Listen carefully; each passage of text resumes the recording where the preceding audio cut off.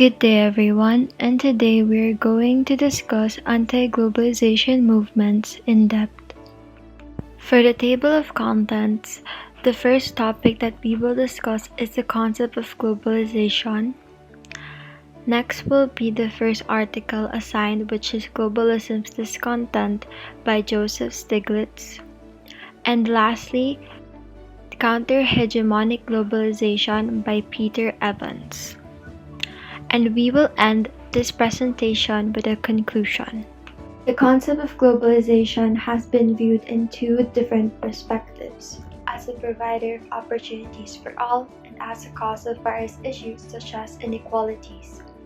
Some were successful in handling globalization, while some otherwise.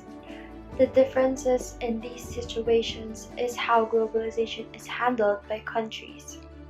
Also, different perspectives on globalization as well as how it affects all life aspects will be mentioned in the following slides.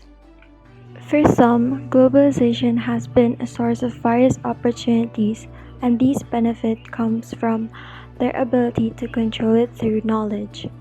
As Stiglitz mentioned, a country's ability to manage globalization successfully is made possible through its ability in recognizing its pace, assuring fair distribution, and the decline of the idea of less government intervention in controlling trade. Globalization has become a success for some countries as utilizing knowledge of their capabilities guided them, thus increasing self-governance and socioeconomic fairness. In this chapter, Stiglitz provides different perspectives on the concept of globalization, its effect on commerce, along with its outcomes. He also emphasizes that pushing for market liberalization affecting economic aspects could be one of the negative factors of globalization.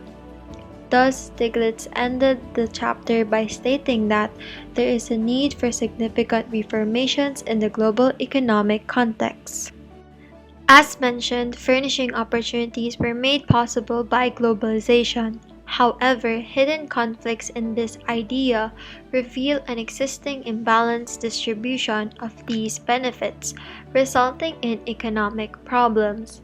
International monetary organizations handling globalization for others failed immensely, and Stiglitz stresses that the issue is not with globalization itself, but how it is driven.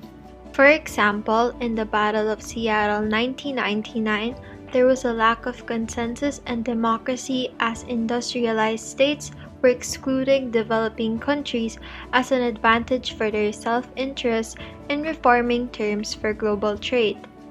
Similarly, practicing forceful trade laws via market fundamentalism extensively by IMF means weakening democracy and placing developing countries at a disadvantage. As Seattle protesters declare, there was a lack of inclusion, information, supervision of these global organizations, and equity assurance in distributing interest, which supported Stiglitz's claim that globalization is being managed poorly and unfairly for developing countries. With market proceedings led by economic liberalization, push smaller countries to remain in a place full of uncertainty. These developing states become victims of market instability, thus resulting in possible economic impoverishment. According to Stiglitz, the massive economic shock experienced by industrialized countries results in developing countries carrying most of the burden by facing an increasing interest rate. Thus, this could lead to further economic issues such as recessions experienced by developing countries that succumb to financial debt. Economic liberalization embodies vast financial instability that could further reduce economic development. Rather than improving employment rates in developing countries, capital liberalization continues to degrade these weaker countries, providing them no choice but to go against industrialized states with more comparative advantage. Stiglitz mentioned that in the prevailing course of globalization, there is a system of global governance without global government. In how we understood this statement, there is a great significance in having highly recognized global institutions that could provide economic objectives for international trade, yet may lack accountability in the society. Also, possibly questioning the ethics of these agendas, as Stiglitz emphasizes that its structures could not fully satisfy the extensive monetary interests and could be without fairness. They are given more emphasis on the global stage, which is concerning as IMF plans on privatizing central banks, which could mean an absence of responsibility, pushing countries to have tight monetary policies, which could cause a decline in economic growth. The effect of forcing capital liberalization fails to recognize the massive damage to countries affected and to realize that there is a deficiency of opportunities. Stiglitz emphasizes the demand for reformation by forming a widespread alliance that envisions improving economic situations and encouraging equity for developing countries to advance their labor and comparative advantage. Chapter 70, Counterhegemonic Globalization. In this chapter, Evan presents us three concepts and movements that are important in relation to counterhegemonic globalization. The movements he mentions are the labor movement, women's movement, and environmental movement. And they're all three an example of a broad transnational alliance and how people create this unity and come together in order to tackle an issue, a set of challenges. So these movements, as we can see, revolve around more specific issues, like single issues and challenges. And another thing they have in common are human rights. And in this regards, they also, they're movements that promote social protection and therefore, have this human rights root. And another thing that they have in common is that they all have a local and a global level. And it's something we also will talk about later in the next slides. Lastly, a thing they have in common is that they share the same struggles and threat that comes from the neoliberal globalization and policies. Firstly, I will talk about the labor movement and labor as a global social movement. So Evan mentions that corporations can be seen as a symbol of the quote-unquote contemporary global neoliberal regime. And this is due to the fact that corporations have managed to build a global and transnational alliance, and that they amongst each other sell and buy labor, but they do not uphold social contract between the employer and the employees. So as a reaction against this, we see labor movement fighting for the basic rights of the worker and also promote social contracts and fight for social contracts for the workers. An example that Evans mentions is the UPS strike. And here we can see how workers locally unite and that this unity then becomes a transnational alliance. And we see that in the creation of the IPT, which stands for International Brotherhood of Teamsters. So in this example, we see how the labor movement can unite and fight for social security, both on a local level and also a global level, through these transnational alliances. Building feminist movement without borders.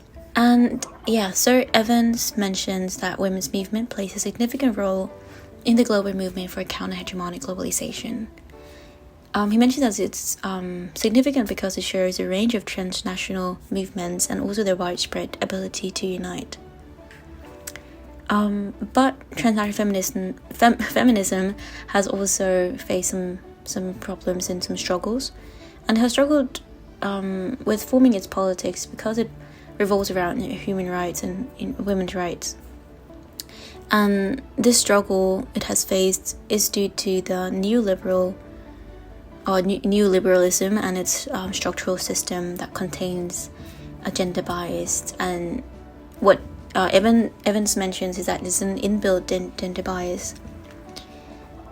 Another thing that Evans mentions is that often women in the informal economy, they have a lack of social security and a lack of social contract.